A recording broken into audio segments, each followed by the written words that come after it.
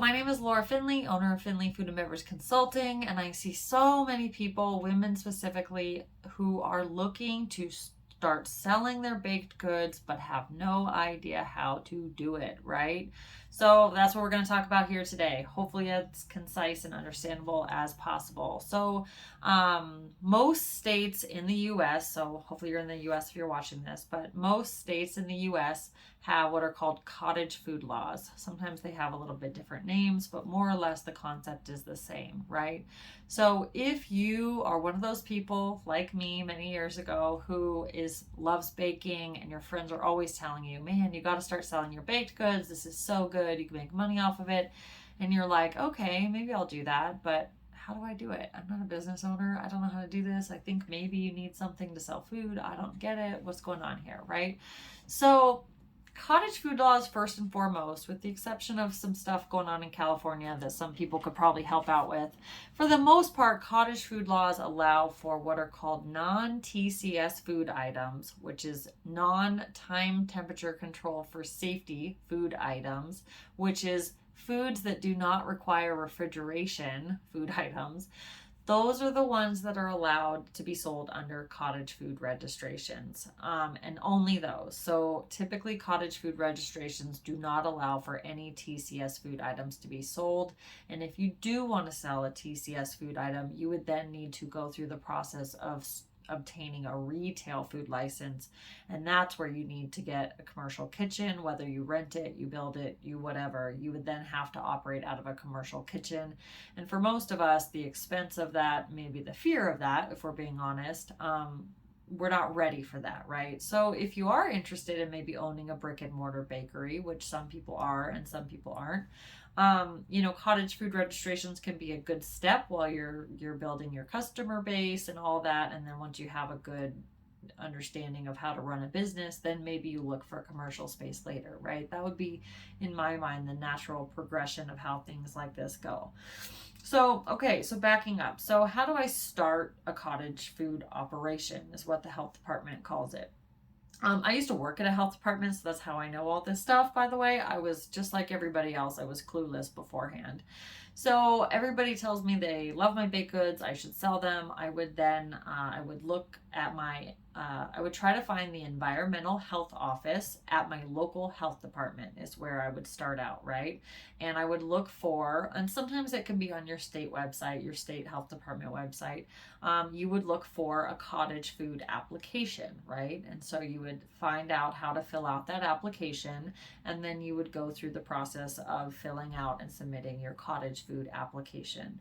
In all honesty, the cottage food application, while it's way cheaper and way easier in the long run, the application is maybe harder than a retail food license one, because when you register for your cottage food license or registration, at least in Montana, you have to submit every single one of your recipes and submit every single one of your labels and then have them approved.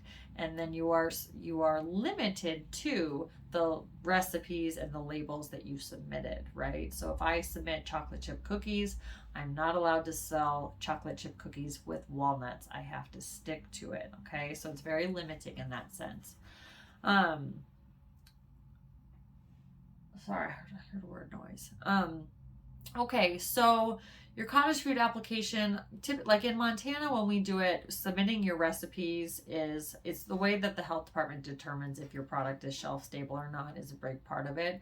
Your recipes can be tedious for sure, and then your labels have to have, typically they'll have the name of the food, the net weight of the food, the allergens called out in bold, as well as all of the ingredients in descending order by weight.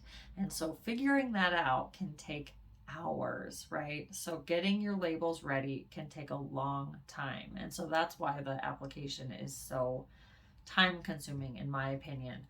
Once you get through the application process and you have it submitted and it approved, you're good to go, right? In my state, it was $40 one-time fee. I submitted it and then I never have to reapply. I just have it and it's there, right? A retail food license, you would pay on average, maybe $140 annually. You would have annual inspections. It's way different, right? So it's kind of nice. Then you have your cottage food registration, you have your stuff ready to go. Maybe when you submitted your health department, your application to the health department, maybe they said, oh, you can't do this product. Like, you're not typically allowed to do pumpkin pie. Sometimes buttercream frosting can be an issue, right?